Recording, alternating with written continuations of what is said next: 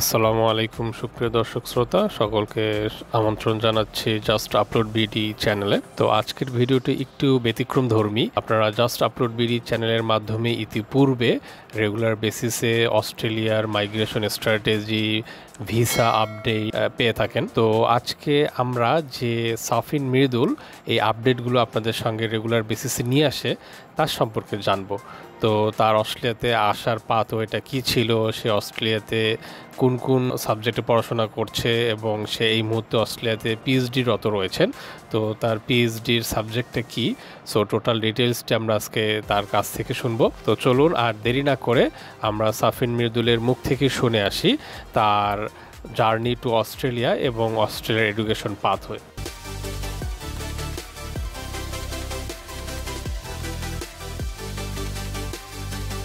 আচ্ছা, আমার জন্ম এবং বেড়ে ওঠা বাংলাদেশের উত্তরাঞ্চলের নওগাঁ জেলাতে। সেখানে আমি এসএসসি এবং এইচএসসি পাশ করি। এটি কমপ্লিট করার পরে তারপর আমি ঢাকাতে চলে আসি। ঢাকাতে আমি তারপরে ব্র্যাক বিশ্ববিদ্যালয়ে বিবিএ করেছি। আমার মেজর ছিল হলো হিউম্যান রিসোর্স ম্যানেজমেন্ট। এরপরে আমি ঢাকা বিশ্ববিদ্যালয়ের এমবিএতে ভর্তি হই এবং এমবিএও আমার মেজর ছিল human resource management. So MBA চলাকালীন আমি একটি বেসরকারি প্রতিষ্ঠানে কাজও করেছি 1 বছর অ্যাডমিনিস্ট্রেশনে। তো এমবিএ যখন আমি করব, বিশেষ করে আমি বিবিএ শেষ করার পরেই আমার বাসা থেকে বলা হলো যে আমি যাতে বাইরে পড়াশোনার জন্য ট্রাই করি এবং বাইরে পড়ার জন্য আমাকে বলতে থাকলো। তো আমি তখন বললাম যে অস্ট্রেলিয়া আমার অনেক পছন্দের দেশ যদি আমি বাইরে পড়তে যাই। এবং আমি বাসাতে বললাম আমি যদি বাইরে পড়তেই যাই, আমি চাই একটু নতুন কোনো বিষয়, যে বিষয়ে আমার প্যাশন রয়েছে সেখানে আমি পড়াশোনা করতে, আমি স্পোর্টস ম্যানেজমেন্টে পড়তে চাই। তো এই স্পোর্টসে আমার অনেক ছোটবেলা থেকেই আগ্রহ ছিল। স্পোর্টস আমি খুবই প্যাশনেটলি ফলো করি, স্পেশালি ক্রিকেট এবং অন্যান্য স্পোর্টস আমি দেখি বা ফলো করা হয়, খেলাধুলাও করেছি টুকটাক। এবং আমি যখন ব্র্যাক বিশ্ববিদ্যালয়ে পড়তাম তখন আমি ক্রিকেট ক্লাবের সাথে সংযুক্ত ছিলাম। সো সবসময় আমি স্পোর্টসের সাথে সামহাও রিলেটেড ছিলাম। তো তারপর থেকে আমার যখন একটি সুযোগ আসলো যে বাইরে পড়াশোনা করতে পারবো, এবং তখন আমি সিলেক্ট করলাম স্পোর্টস ম্যানেজমেন্ট আমি পড়তে চাই। বাসায় বললাম, বাসা থেকে অনেক সাপোর্টিভ ছিল। দেন আমি দেখলাম অস্ট্রেলিয়াতে কোন কোন বিশ্ববিদ্যালয়ে মাস্টার্স অফার করে স্পোর্টস ম্যানেজমেন্টে। আমি দেখতে পেলাম যে ইউটিএস একটি ভালো বিশ্ববিদ্যালয় সিডনিতে, ইউনিভার্সিটি অফ টেকনোলজি সিডনি, তাদের মাস্টার্স প্রোগ্রাম রয়েছে স্পেশালাইজড স্পোর্টস ম্যানেজমেন্টে। সো তারপরে সেই প্রোগ্রামে অ্যাডমিশন নিয়ে আমি অস্ট্রেলিয়া এসে আমার যাত্রা শুরু করলাম।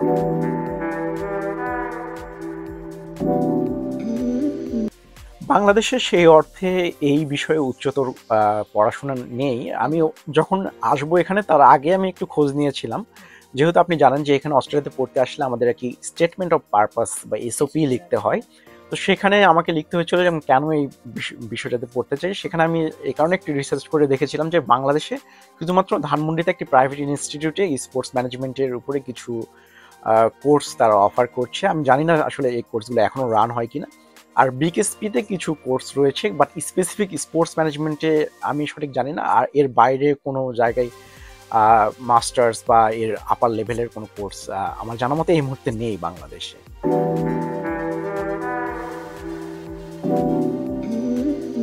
সো পিএইচডির চিন্তাভাবনা আমার যে আগে থেকেই ছিল এমন না, বাট এটার চিন্তাটা শুরু হয় যখন আমি মাস্টার্স করি ইউটিএসে, তখন থেকে। কারণ তখন থেকেই মাস্টার্সে আমাদের যারা টিচার ছিলেন, স্পেশালাইজ টিচার, যখন আমরা স্পোর্টসের কোর্সগুলো করতাম, তারাই অনেকে মোটিভেট করতো স্টুডেন্টদেরকে বিভিন্ন ক্রিটিক্যাল টপিক দিয়ে, যে তোমরা এই বিষয়গুলোতে আরও ফার্দার রিসার্চ করতে পারো। এবং রিসার্চের জন্য এখানে বিশ্ববিদ্যালয়গুলোতে মাস্টার্স বা অনার্স যারা করে, বিশেষ করে অনার্স মাস্টার যারা করে, অনেক ক্ষেত্রেই টিচাররা মোটিভেট করে থাকে আর কি, যাতে করে যারা রিসার্চে ইন্টারেস্টেড তারা যাতে ফিউচারে আরও পিএইচডি বা মাস্টার বা রিসার্চ প্রোগ্রামে যায়।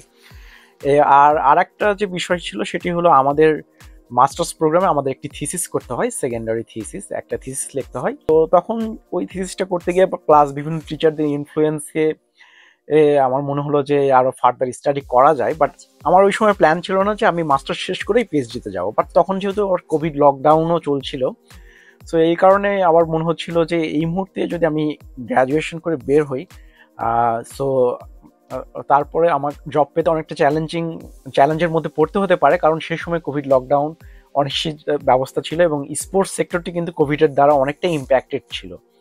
তো এই কারণে মনে হলো সবকিছু মিলিয়ে আমার মনে হলো যে এখন আমি চেষ্টা করতে পারি আর ফার্দার স্টাডিজ এবং পিএইচডি অ্যাডমিশনের জন্য। সো পিএইচডি অ্যাডমিশন আন্ডারগ্র্যাড এবং মাস্টার্স অ্যাডমিশনের তুলনায় অনেকটাই ডিফারেন্ট এবং অনেক চ্যালেঞ্জ।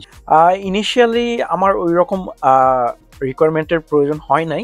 ইনিশিয়ালি যেটা আমি যেটা নিয়ে মানে আগানোর চেষ্টা করেছি, যেহেতু আমার একটি থিসিস ছিল, হ্যাঁ, এবং ওইটার উপর বেস করে ওইটাকে আরো ফার্দার আরো রিসার্চ করা যায় কিনা, প্লাস হলো আমার একটি রিসার্চ প্রপোজাল বানাতে হলো, এবং হলো আমার একটি রিজিউমি ক্রিয়েট করতে হলো, এবং পিএইচডি যেটা নিয়ম আমাকে হলো একটা সুপারভাইজার খুঁজতে হবে আর কি, যে আমাকে রিসার্চ প্রপোজালটা নিয়ে আরো আমাকে হেল্প করতে পারবে। এক এক বিশ্ববিদ্যালয়, কিছু কিছু বিশ্ববিদ্যালয়ে ডিফারেন্ট ওয়েও আছে অ্যাডমিশনের জন্য, বাট বেশিরভাগ কমন যেটা সেটি হলো আমাকে একজন সুপারভাইজারকে অ্যাপ্রোচ করতে হবে এই রিসার্চ প্রপোজালটি দিয়ে। এখন একটি বিষয় রয়েছে, সেটি হলো দুটি বিষয়। একটি হলো আপনাকে সুপারভাইজার জাজ করবে কিসের ভিত্তিতে, যে আপনার রিসার্চ করার ক্যাপাবিলিটি আছে, সেটির জন্য কিন্তু আপনাকে কোনো না কোনো একটি প্রুফ দিতে হবে। এখন দেখা যায় বাংলাদেশ, বিশেষ করে বাংলাদেশে আমরা অনেকেই ব্যাচেলর বা মাস্টার্সে থিসিস করি বা ইন্টার্নশিপ রিপোর্ট করি, সেগুলো অনেক সময় দেখা যায় আপ টু দ্য মার্ক হয় না। এই কারণে ওই সময় দেখা যায় আমাদের আরও রিসার্চ পেপারের প্রয়োজন হয়, যার ফলে রিসার্চ পেপার থাকলে সেটি প্রুফ থাকে যে এই স্টুডেন্টটি একটি গবেষণা করার জন্য এনাফ ক্যাপাবল। আর দ্বিতীয় বিষয় হলো স্কলারশিপের জন্য কিন্তু যে রিসার্চ পেপার অনেক গুরুত্বপূর্ণ।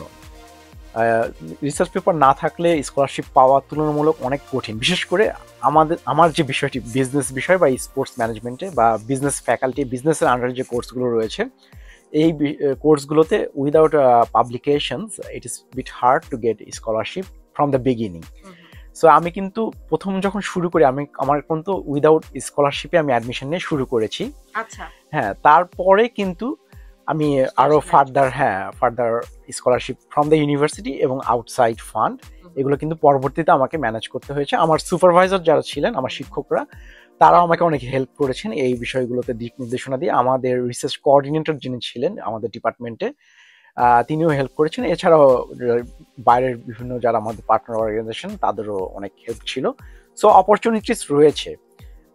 যারা এছাড়াও আমি অনেককে চিনি যাদের পাবলিকেশনও ছিল, আমি একজন, আমাদের, হ্যাঁ, তারাও শুরু করেছিলেন এরকম উইদাউট স্কলারশিপে। পরবর্তীতে কিন্তু তারা স্কলারশিপ ম্যানেজ করেছেন ইউনিভার্সিটি থেকে।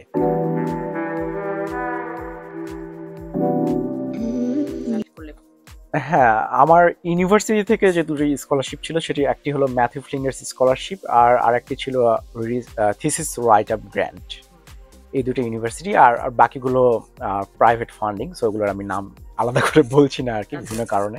আমার রিসার্চের টপিক যদি আমি বলতে চাই, আমি আগে আরো কিছু ব্যাকগ্রাউন্ড নিয়ে কথা বলতে চাই, তাহলে এই টপিকটি বোঝা ইজি হবে।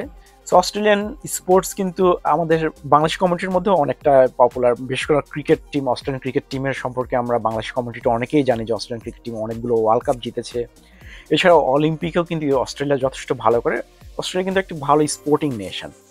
সো আমরা অনেক সময় দেখি যে তারা খুবই ভালো করছে, বিশেষ করে ক্রিকেটে তারা অনেক বছর ধরে ওয়ার্ল্ড কাপ জিতেছে এবং যেটাকে বলি রাজত্ব করেছে।